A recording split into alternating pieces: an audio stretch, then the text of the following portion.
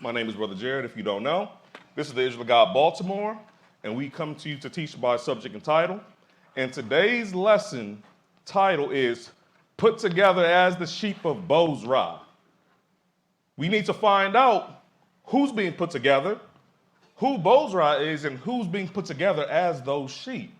And we're going to walk down and see that this is a strange concept modern day, but when you open the book, it's going to lay an old story out for people to kind of understand what's going on and the ending or the conclusion of that story.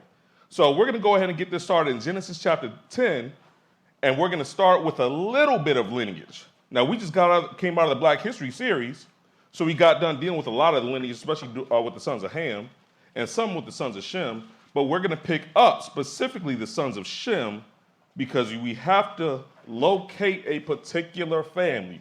Genesis 10, and when you get there, we're going to pick up at verse 1. We have quite a few scriptures to get through, so we're going to try to speed along.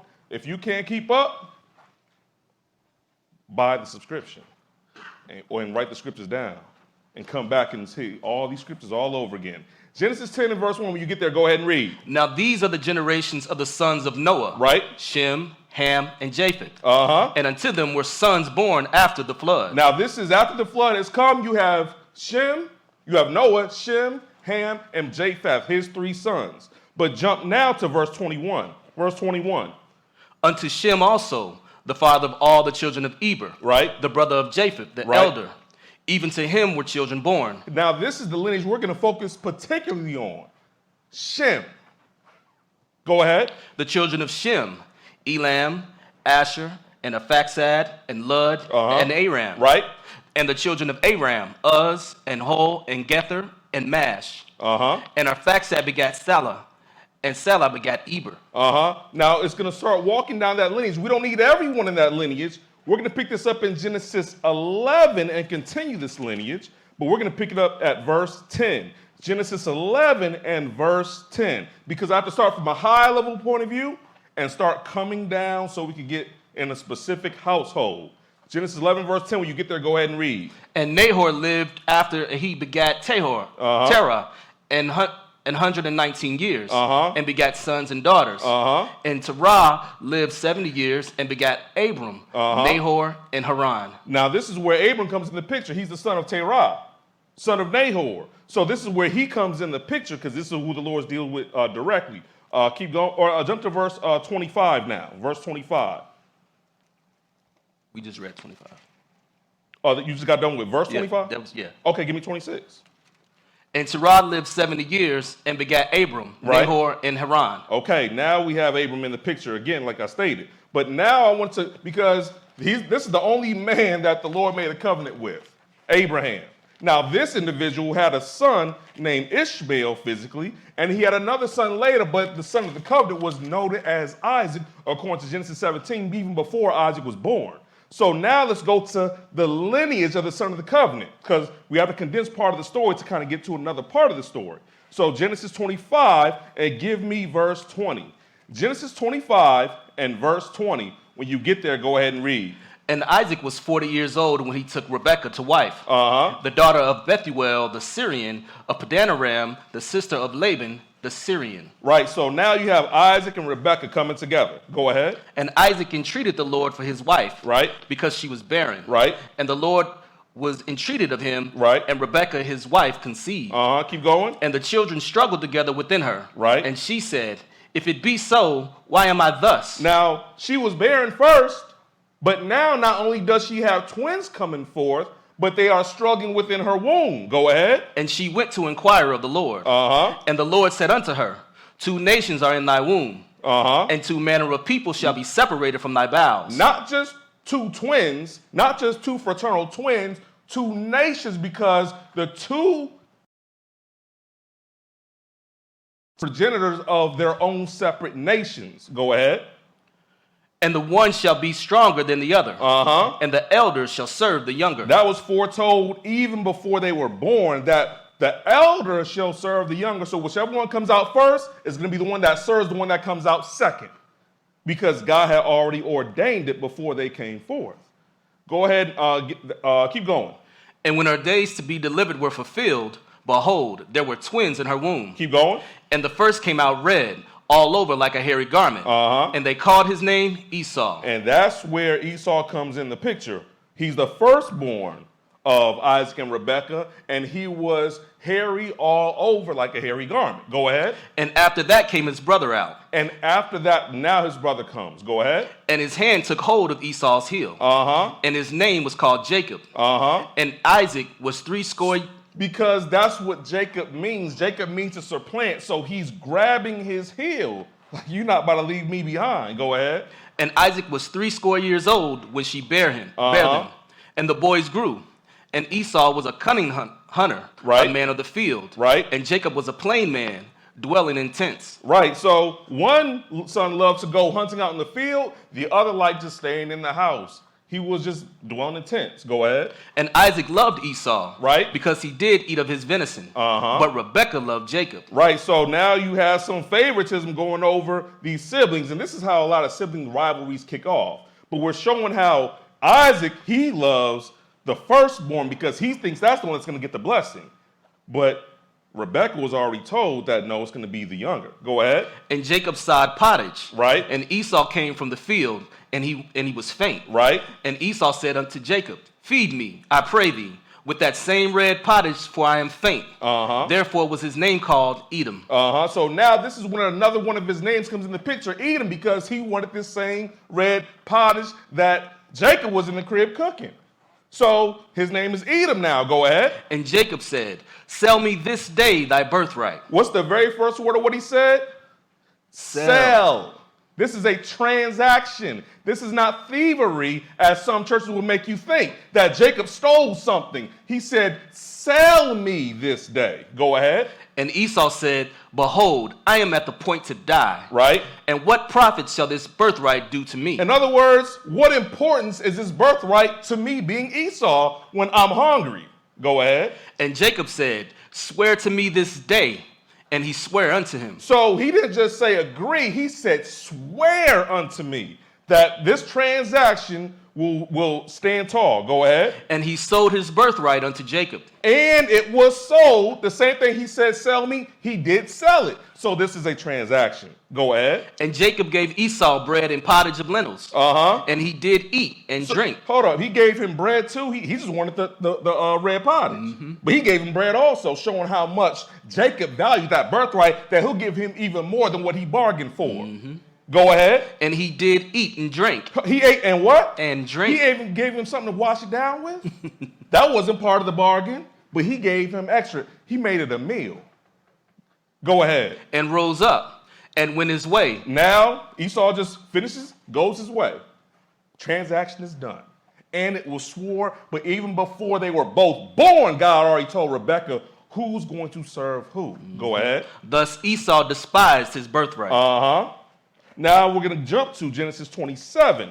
So the transaction was done, but see, the thing is, Esau thought that he would take this food and turn around and still get the blessing and just use, or how can I say, use trickery to really steal the food from Jacob. Because he didn't think that he was really selling it. He didn't take it that serious. Genesis 27 and verse 1, when you get there, go ahead and read. You have to know Genesis 27 to understand the story. Go ahead.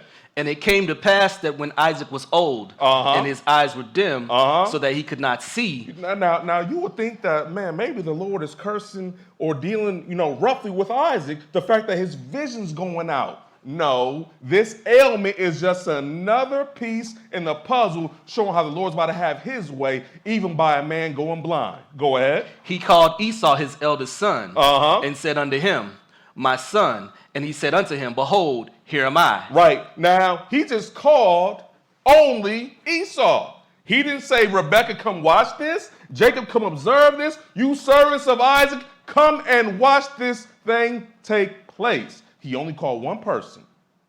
And Isaac, knowing that, saying, yep, I'm going to go get what I feel is mine still. Go ahead. And he said, behold now, I am old. I know not the day of my death. Now therefore take, I pray thee, thy weapons, thy quiver and thy bow, and go out to the field and take me some venison. Right. And make me savory meat, such as I love, and bring it to me, that I may eat. Right? So he wants something to eat for the blessing. Go ahead. That my soul may be blessed before I die. Right? And Rebekah heard when Isaac spake to Esau his son. And Esau went to so Rebekah was in the house ear hustling. She in the other room, and she knows now is the time to strike. But this is if someone really paid attention to the significance of marriage. When the Lord informed Rebekah, the Lord really informed the household of Isaac. So now she is ensuring that what the Lord said was going to happen actually transpires, even though the head of her household is physically blind. Go ahead. And Esau went to the field to hunt for venison. Right. And to bring it. Uh-huh. And Rebekah... He's happy too. You know he using all his tricks, all his arrows. He using everything. Go ahead. And Rebekah spake unto Jacob her son, saying, Uh-huh. Behold, I heard thy father speak unto Esau thy brother, right, saying, Bring me venison, and make me savory meat that I may eat, uh-huh, and bless thee before the Lord before my death. Uh-huh. Now therefore, my son, obey my voice according to that which I command thee. Now Jacob isn't doing anything on his own. He didn't even though it was sold, isn't even vying to go obtain the blessing. Rebekah, his mother, says, go do this thing and command what I'm saying unto you. Go ahead. Go now to the flock, right, and fetch me from thence 2 good kids of the goats, uh-huh, and I will make them savory meat for thy father, right, such as he loveth. Uh-huh. And thou shalt bring it to thy father, uh-huh, that he may eat, and that he may bless thee before his death. So you mean she knew how to cook so well that he's taking, because didn't he ask for venison? Mm-hmm. That's deer. But she's going and making goat, but she know how to make it so good that he still gives the blessing.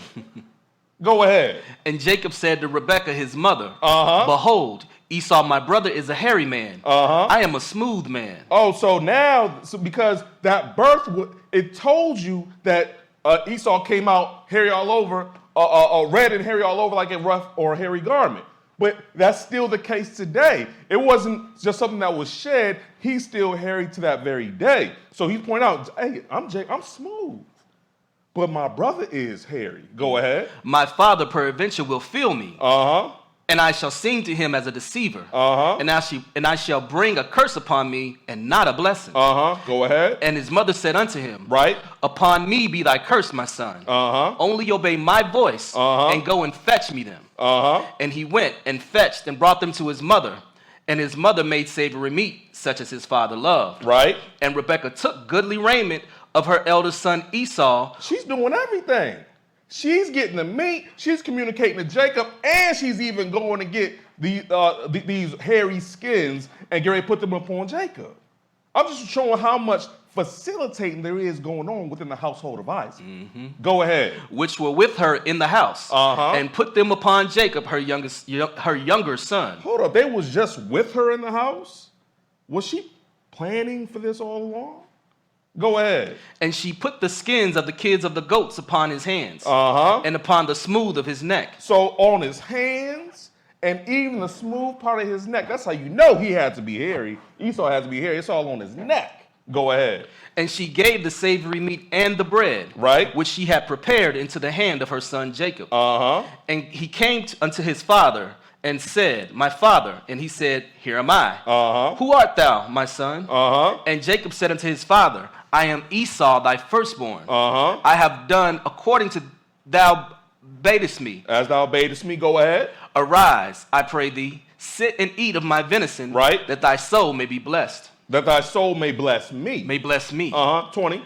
And Isaac said unto his son, How is it that thou hast found it so quickly, right, my son? Right. And he said, Because the Lord thy God brought it to me. Which is a good answer. He did bring it unto him by his mother, or by the wife of Isaac. Go ahead. And Isaac said unto Jacob, right, Come near, I pray thee, uh-huh, that I may feel thee, my son. Because now he's a little suspicious because the voice don't sound quite right. So he's like, just come a little closer that I may feel you. Go ahead. Whether thou be my very son Esau or not. Uh-huh. And Jacob went near unto Isaac his father, uh-huh, and he felt him and said, The voice is Jacob's voice. Right. But the hands are the hands of Esau. That's it. Go ahead. And he discerned him not, because his hands were hairy, as his brother Esau's hands. Right. So he blessed him. So he blessed him. Because, see, when your vision goes down, your other, how can I say, sensitivities pick up. Your scent, your hearing, touch, everything else picks up, but he's still able to get this by. Go ahead.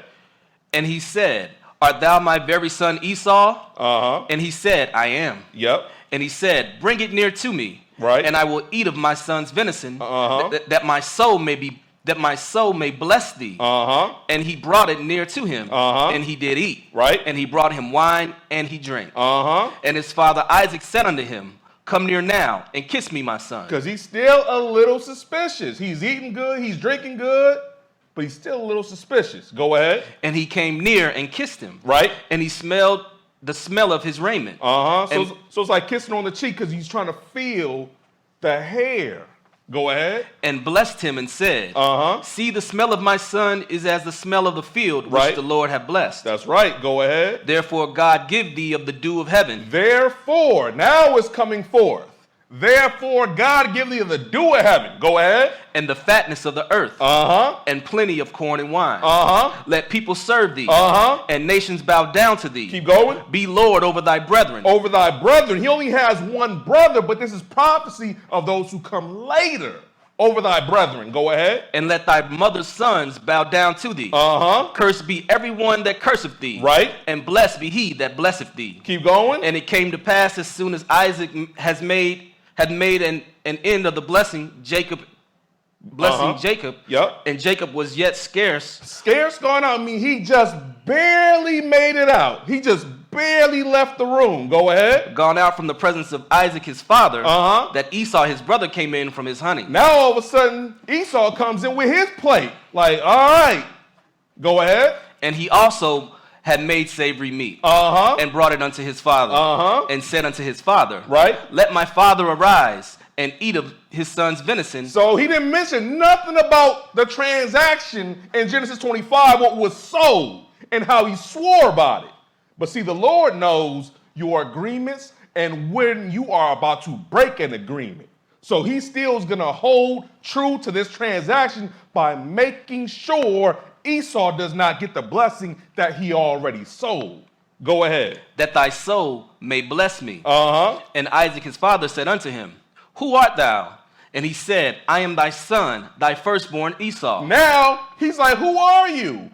How can you be Esau, saying you brought in this meat, and I have just got done eating meat and blessing who I thought was Esau, even though the voice was kind of off. But now he's like, who are you? But he can tell by the voice without feeling him that this definitely is Esau. Go ahead. And Isaac trembled very exceedingly. Because he knows that that's the real Esau. Go ahead. And said, who? Right. Where is he that have taken venison and brought it to me? Right. And I have eaten all before thou camest, and have blessed him. Yeah, and he shall be blessed. And he shall be blessed, because you can't take this back. Go ahead. And when Esau heard the words of his father, right, he cried with a great and exceeding bitter cry, and said unto his father. Now you know what kind of exceeding bitter cry this is? This is the cry of regret. This is not just sorrow. This is the cry of regret that you got caught up in your shiftiness. You thought you was playing the game, the game just played you. That's what that bitter cry is. Go ahead. Bless me, even me also, O my father. And he said, thy brother came with subtlety. Right. And have taken away thy blessing. He has taken, see, that's Isaac's point of view, because he didn't know about the transaction, and he didn't know about the conversation that the Lord had with Rebekah. Go ahead. And he said, is not he rightly named Jacob? For he hath supplanted me these 2 times. Now you hear what Esau says? Isn't he rightly named Jacob? He has supplanted me twice. You know what supplant means? He's replaced me. Yet again, no accountability for the transaction that you made. Go ahead. He took away my birthright. Right. And behold, now he hath taken away my blessing. No, it was sold. Keep going. And he said, hast thou not my blessing? Keep going. Reserved a blessing for me? Excuse me. And Isaac answered and said unto Esau, Behold, I have made him thy Lord. I have already made him your Lord. Go ahead. And all his brethren have I given to him for servants. And with corn and wine have I sustained him. And what shall I do now unto thee, my son? Keep going. And Esau said unto his father, Hast thou but one blessing, my father? Bless me, even me also, O my father. And Esau lifted up his voice and wept. That's right. Go ahead. And Isaac his father answered and said unto him, Behold, thy dwelling shall be the fatness of the earth. So he is about to bring forth another blessing specifically for Esau. Your dwelling shall be with the fatness of the earth. Go ahead. And of the dew of the heaven from above. Right. You are going to have, at a time, some of the best of the best. Go ahead. And by thy sword shalt thou live. How is Esau going to live? By the sword. By war. By warfare. Go ahead. And shall serve thy brother. Right. And it shall come to pass when thou shalt have the dominion. There's going to come a time when it shall come to pass when you shall have the dominion. Go ahead. That thou shalt break his yoke from off thy neck. That you are going to break his yoke off thy neck. But this is not talking about just Jacob and Esau specifically. This is talking about the two nations that was in Rebekah's womb. Go ahead. And Esau hated Jacob because of the blessings wherewith his father blessed him. So he wasn't even too satisfied with the blessing that he got. Go ahead. And Esau said in his heart, The days of mourning for my father are at hand. Then will I slay my brother Jacob. Now listen very carefully to verse 41. The days of mourning of my father are at hand. In other words, we know that my father's getting ready to pass sometime soon. But what I'm going to do after he dies, I'm going to go kill Jacob, and let's see if he's Lord over me then. If you understood what Esau is really trying to accomplish, you will understand Esau is really trying to break prophecy by causing the blessing not to come to pass if Jacob is dead. Go ahead. And these words of Esau, her eldest son, were told to Rebekah. So someone else heard Esau saying this and come back and spoken to who? The facilitator of the house, Rebekah. Go ahead. And she sent and called Jacob, her younger son. Now watch Rebekah continue facilitating. Now she gonna call Jacob, and what did she say to him? Go ahead. Said unto him, Behold, thy brother Esau, as touching thee, right, doth comfort himself, purposing to kill thee. Now therefore, my son, right, obey my voice, right, and arise, flee thou to Laban, my brother, to Haran. So she already said, look, your brother's hot right now. You go somewhere else till he cools off because he's mad about the blessing. Go ahead. And tarry with him a few days until thy brother's fury turn away. Keep going. Until thy brother's anger turn away from thee, and he forget that which thou hast done to him. Then I will send and fetch thee from thence. That we have done to him. Really. Go ahead.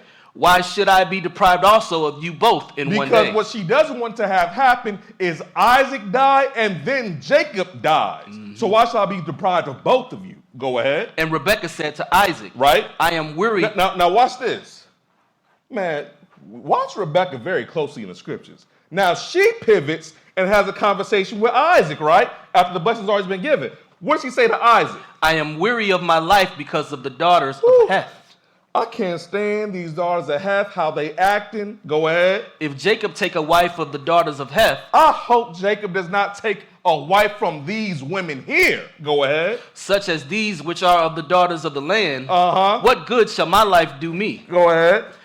That was 46. So she's like, we need to send Jacob away, not because Esau's trying to kill Jacob, but because I just don't want him to pick none of these women for their wives because they unruly. So watch what Jacob or what Isaac says in Genesis 28 in verse 1. Go ahead. And Isaac called Jacob, right, and blessed him, and charged him, and said unto him, right, thou shalt not take a wife of the daughters of Canaan. So now you hear Isaac comes, son, come here. You shall not do this, that, and the other. But the influence came from Rebekah. Go ahead. Arise. Right. Go to Padanaram. Go to Padanaram. Go ahead. To the house of Bethuel, thy mother's father. Right. And take thee a wife from thence of the daughters of Laban, thy mother's brother. Yep, keep going. And God Almighty bless thee, and make thee fruitful, and multiply thee, that thou mayest be a multitude of people. And give thee the blessings of Abraham. Give you The blessing that was given to me. The blessing of Abraham. Go ahead. To thee. Right. And to thy seed with thee. Right. And to your seed. Because remember, the Lord told Abraham that his seed was be at the sand as a seed. Mm-hmm. But Isaac had 2 children.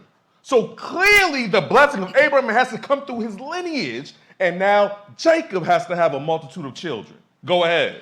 That thou mayest inherit the land wherein thou art a stranger. Right. Which God gave unto Abraham. Because they still waiting on the inheritance of that land. So do y'all see how Rebekah coordinated and made sure Jacob got out with the blessing, alive in one piece, and Esau was not able to kill or to take or steal the blessing, and everything went according to God's plan. Now let's go to Genesis 36, because as some time goes by, Esau is the progenitor of quite a few people. Genesis 36, we're going to pick it up at verse 8. I just want to highlight some of the nationhood that starts to come from Esau. Genesis 36 and verse 8, when you get there, go ahead and read. Thus dwelt Esau in Mount Seir. So Esau dwelt in Mount Seir, go ahead. Esau is Edom. Uh-huh. Now that's where the name Edom comes in the picture. Because remember, back when he ate that soup, but it's just showing that that name is still connected to him. Go ahead. And these are the generations of Esau, the father of the Edomites in Mount Seir. Right. These are the names of Esau's son. Eliphaz, the son of Adah, the wife of Esau. Yep. Reuel, the son of Bashemath, the wife of Esau. And the sons of Eliphaz were Teman. Teman. Now, in certain prophecies, you'll hear even that name, because sometimes when the Lord calls you out, sometimes he calls you out by, he may not call Jacob, he may call Ephraim, or he may call Judah, which is a descendant from them. Go ahead. Omar, Zepho, and Gatam, and Kenaz, and Timnah was concubine to Eliphaz, Esau's son, and she bare to Eliphaz Amalek. Amalek. So there's going to be times where you're going to hear the term Amalek, but understand this is a descendant of Esau. Go ahead. These were the sons of Adah, Esau's wife. And perfect. That's in the 12. So can we get the picture or the graphic that shows different names that you may run into Esau or Edom in the scriptures? You're going to hear, as we saw the first 2, Esau or Edom, but in the Greek, you're also going to see Idumea. So when you hear about the Idumeans, that's still speaking about Edom. We just saw T-Man reference right here in Genesis 36. So when you see, this is like a legend. So when I take you to the confusing part, you already have the key to unlock the confusion. Then you have Mount Seir, which we just showed that's where he dwelt. So sometimes they're called by Mount Seir. Sometimes they're even called by Bozrah, and we're going to get some details about that. And also, you have Amalek, is what you just saw here. So now, thank you for that graphic. Now let's go to Genesis 32, and we're going to pivot to see what's going on with Jacob's situation. Genesis 32, because as he was with Laban, he had 2 wives, and he had by this time 11 sons. He is still named Jacob, and all the sons from Reuben to Joseph have now been born. Son 1 to son 11, even the daughter by this time. The only child that was not born by the time he was named Israel was Benjamin. So all his children are officially, right as of right now, the children of Jacob. But we're going to show where the switch comes. It's just Genesis 32 and verse 1. When you get there, go ahead and read. And Jacob went on his way, and the angels of God met him. And when Jacob saw them, he said, "This is God's host." Right. And he shall call the name of that place Mahanaim. So now the angels of God are meeting him. Give me verse 3. And Jacob sent messengers before him to Esau his brother, unto the land of Seir, right, the country of Edom. Because all the meanwhile he was living with Laban, you still had Esau proliferating in Mount Seir. So he's sending messengers because he knows he's about to come back, and he's testing the waters to see, has he cooled down yet after all these years? Give me verse 9.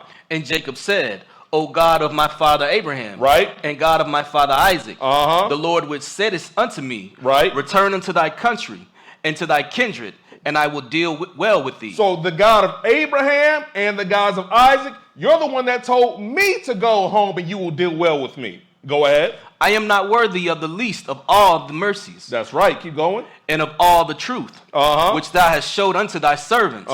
For with my staff I passed over this Jordan, and now I am become two bands. Now I'm become two bands. Go ahead. Deliver me, I pray thee, from the hand of my brother, from the hand of Esau, for I fear him. Right. Lest he will come and smite me, and the mother with the children. So he's like, I went down here by myself holding a stick, and now I'm coming back two bands of people. So now I'm praying for the Lord's provision because I'm afraid of my elder brother Esau. Go ahead. And what verse you at? Just finished 11. Okay, give me 12. And thou sayest, I will surely do thee good, and make thy seed as the sand of the sea, which cannot be numbered for multitude. Now jump to verse 24, because I told you that sand of the sea process, as far as the number of his seed, still has to come through his lineage. Verse 24. And Jacob was left alone. Right, because what he did, he sent one half of the group ahead, then he sent another group in a different direction, so that way if Esau went smoke one band, all his lineage wouldn't have been killed. Now give me verse 24 one more time, because as he sent them ahead of him, he's by himself.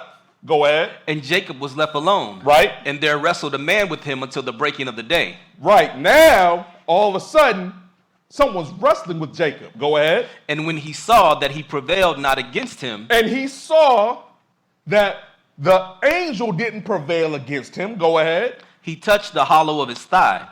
And the hollow of Jacob's thigh was out of joint. Showing that angel did have the power. He just touched his thigh and it was out of joint. Go ahead. As he wrestled with him. And he said, let me go, for the day breaketh. The angel's like, get off me, let me go. Go ahead. And he said, I will not let thee go, except thou bless me. But sometimes, even though you have been prophesied to get a blessing, doesn't mean you have to go through hardship and put in work. You put in work and say, I will not let go. I'm hanging on until you bless me. Amen. Go ahead. And he said unto him, what is thy name? And now this whole time y'all been wrestling for all these hours, now the angel go ask, what's your name? Go ahead. And he said, Jacob. And he said, thy name shall be called no more Jacob. No, not anymore. You have just been upgraded. Go ahead. But Israel. Go ahead. For as a prince hast thou power with God and with men. Because you have prevailed, you are now endowed with power from God and man. You will now be esteemed in the eyes of God and man. Go ahead. And hast prevailed. And Jacob asked him and said, tell me, I pray thee, thy name. Right. And he said, my name. And he said, wherefore is it that thou dost ask after my name? Right. And he blessed him there. Right. Because the importance is not about the name of the angel. The name that the angel brought is what was important. Because that is actually one of the names of the Lord. We're going to take a look at this. Let's go to Deuteronomy 28. He has just received adoption. And when you are adopted, your name changes. Deuteronomy 28 and verse 1. So by the time he shows up and see Esau face to face, he's not even Jacob anymore. He's already Israel. And the children of Jacob are not just children of Jacob. They are the children of Israel. Because the Lord is now about to start moving some more. Deuteronomy 28, and when you get there, give me verse 1, and we're going to skip after verse 1. When you get there, go ahead and read. And it shall come to pass, if thou shalt hearken diligently unto the voice of the Lord thy God. Now, it comes to pass. This is sometime later after they started growing in the land of Egypt. They've already come out of the land of Egypt. That if you hearken diligently unto the Lord, go ahead. To observe and to do all his commandments, right, which I command thee this day, right, that the Lord thy God will set thee on high above all nations of the earth. Because if you're going to inherit the blessing of being esteemed in the sight of the eyes of God and man, or be placed high upon all nations of all the earth, it requires obedience. Now jump to verse 8. The Lord shall command the blessings upon thee in thy storehouse. The Lord is going to command a blessing in your storehouse. Or in other words, what we call today your bank account.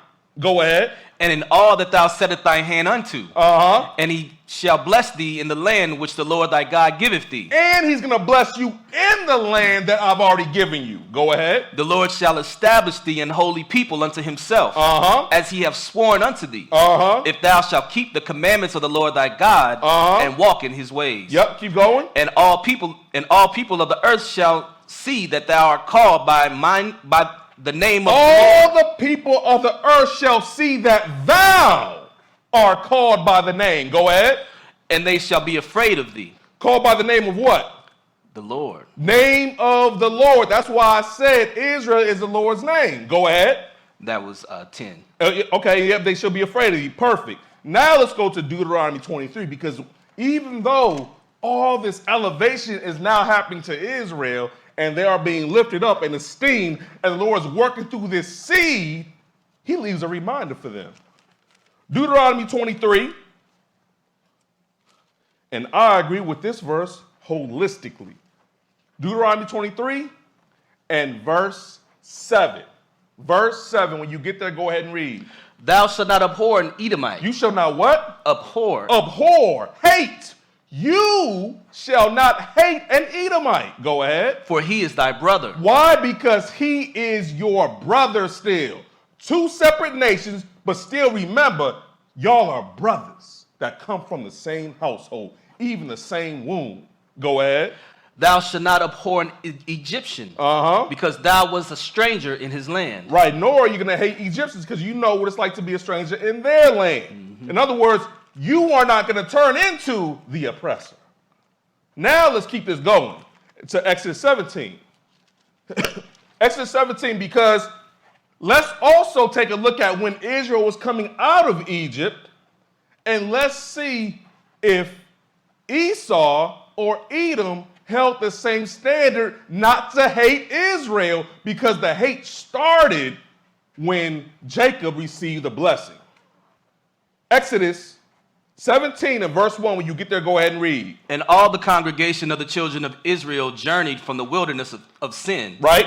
After their journeys, according to the commandment of the Lord. Right. And pitched in Rephidim. And there was no water for the people to drink. So they had a situation here where they were worried about water to drink, but we're not dealing with that situation. We're jumping down to verse 8. Go ahead. Then came Amalek and fought with Israel in Rephidim. So hold up. They just now getting water.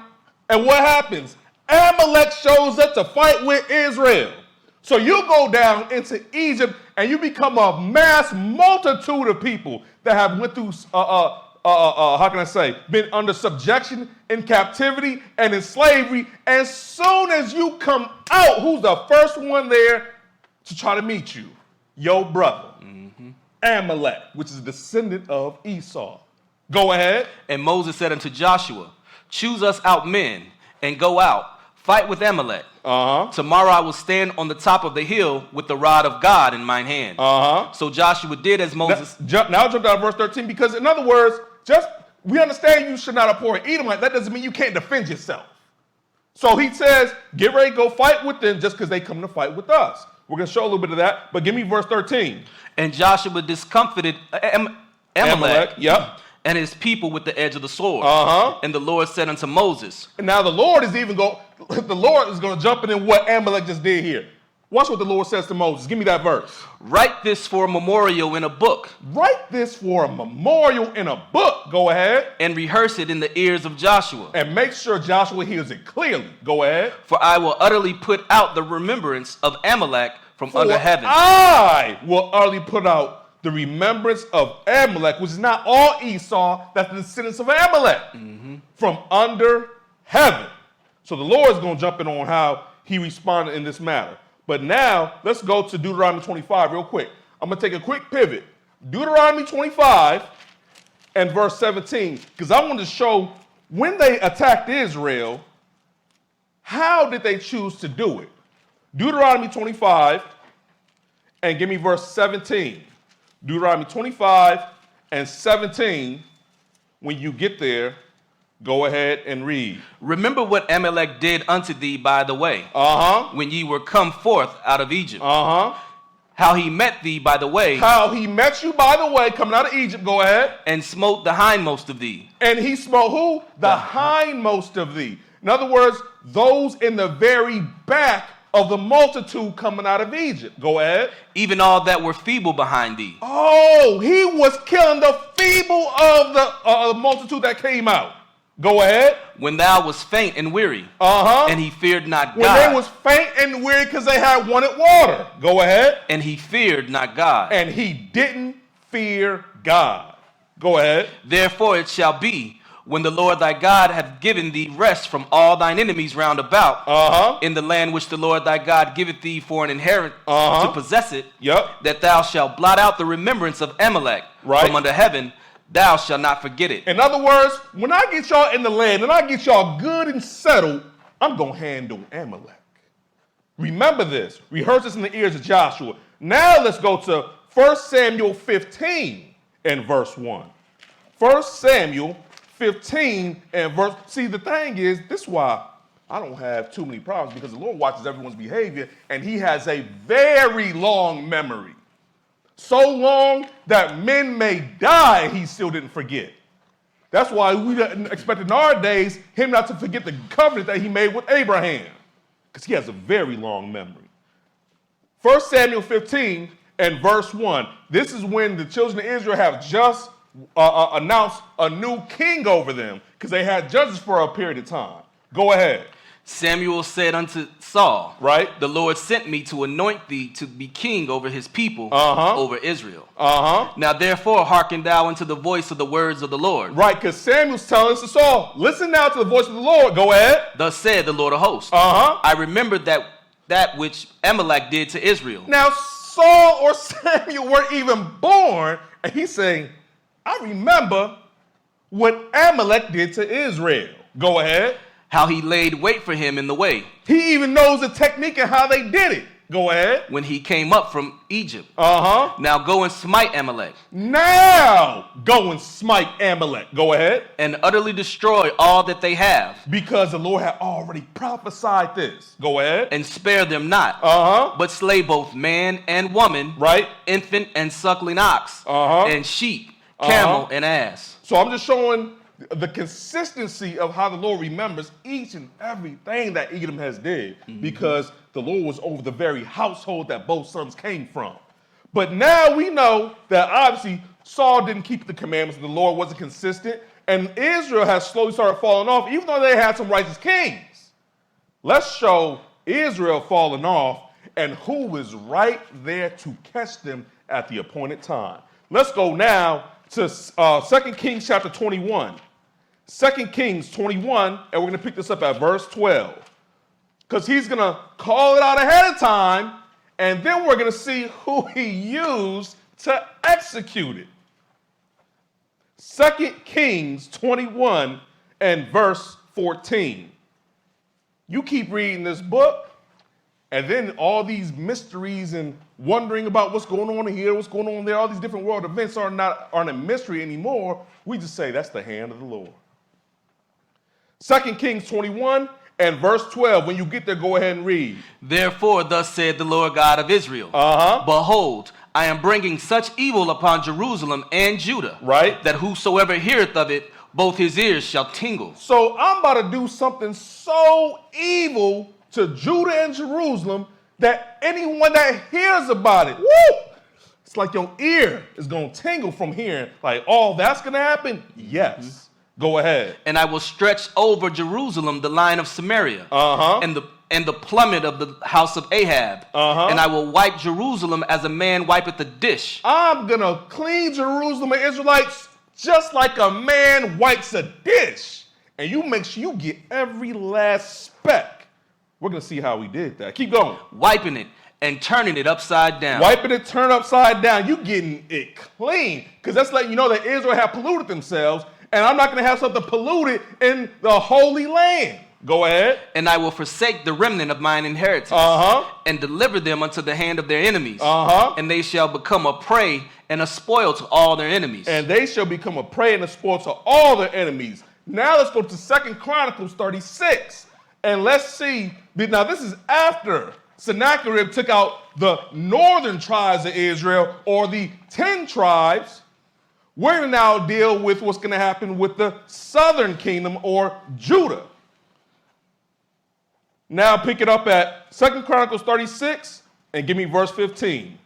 2 Chronicles 36 and verse 15, because I have to show you the scattering of a sheep so you can understand what to be put back together in due season. 2 Chronicles 36 and verse 15, when you get there, go ahead and read. And the Lord God of their fathers sent to them by his messengers, right, rising up betimes and sending. Because so, as always, because, a lot of people say it's better to trust in the Lord, not putting your confidence in the flesh, not realizing the Lord will deal with flesh to put you in the right direction. But those who don't want to be kept won't be, no matter who comes to them. Go ahead. Because he had compassion on his people. Because he had compassion or love for his people. Go ahead. And on his dwelling place. But they mocked the messengers of God. But what did they do? Mocked the messengers of God. No fear. Go ahead. And despised his word. And despised what God had to say. Go ahead. And misused his prophets. And did what? Misused his prophets. That's going on this very day. There are men misusing the prophets. And they'll go and grab a certain part of scripture, twist it a certain way, try to say, see, the Sabbath floats. Or see, the Sabbath is only 12 hours. No, that's called misusing the prophets. You've done it before. Because that's what the Lord called Israel, children that are corrupters. You corrupt what was good. Go ahead. Until the wrath of the Lord arose against his people. Right. Till there was no remedy. There's no remedy, because if the word of God won't heal you, there is no remedy. Go ahead. Therefore he brought upon them the king of the Chaldees. So now I'm going to call the king of the Chaldees your old uncle, Japheth. I'm going to use the Gentiles now to come and deal with you. Because remember, the Gentiles are older than Israel. The Gentiles are older than the entire household of Abraham. So he's going to now put them in position. Go ahead, the king of the Chaldees, go ahead. Who slew their young men with the sword in the house of their sanctuary. Right. And had no compassion upon young men, man or maiden, old man or him that stooped for age. He gave them all into his hand. And what do they do with the vessels? Verse 18. And all the vessels of the house of God, great and small, and the treasures of the house of the Lord, and the treasures of the king, and of his princes, all these he brought to Babylon. All this was brought to Babylon. But see, the children of Israel had went through a captivity through Babylon first, then they were passed on to the Medo-Persian Empire, then they were passed on to the Grecian Empire, then the Roman Empire. They went from hill to hill or mountain to mountain or different governments, but they were always in the same condition. And this is only the southern kingdom. You already had the northern kingdom that was scattered long before the southern kingdom was scattered. But let's go to Psalms 83. Because there was an opportunist that saw this situation and thought that they could capitalize on it. We're going to go with Psalms 83. And while we're here, can I go ahead and get that other graphic as well of the 12 allotments of the land of Israel? Because I want to make very clear and make sure that you understand the land that we're talking about. I showed you what the different names of Edom was, or Esau, but now you have 12 different allotments. Because remember, they were scattered first. This is before either the northern kingdom was scattered or the southern. You had Manasseh and Ephraim, which is really the tribe of Joseph. That counts as one. Then you have Naphtali, Zebulun, Asher, Issachar, Gad, Dan, Benjamin, Reuben, Judah, and Simeon, and the Levites were scattered all through there because they were never appropriated specific land. So you always had 11 different land grants given and one scattered throughout. But at the very bottom, on south of the Dead Sea, and sometimes people say on the east of the Dead Sea, you had Edom. They resided southeast of Jerusalem and southeast of the Dead Sea. I need to show you where they reside so you can see how the figures move on the chessboard. Now give me Psalms 83. Keep that graphic up. Give me Psalms 83, and let's pick it up at verse 1. In fact, if we could get picture in picture, that'd be great. Psalms 83 and verse 1. Go ahead. Keep not thou silence, O God. Hold not thy peace. Right. And be not still, O God. For lo, thine enemies make a tumult. Right. And they that hate thee have lifted up the head. So the ones that hate the Lord have now taken this opportunity to lift up their heads. Go ahead. That was 2. Yep, keep going. Keep going. Okay. They have I'm sorry, yeah, verse 12. Actually, no. Keep going. Okay. Keep going. They have taken crafty counsel against thy people. So there's crafty counsel being taken against your people. Go ahead. And consulted against thy hidden ones. And consulted against your hidden ones, because that's us. We are the hidden ones. Go ahead. They have said, come, let us cut them off from being a nation. They said, let us cut.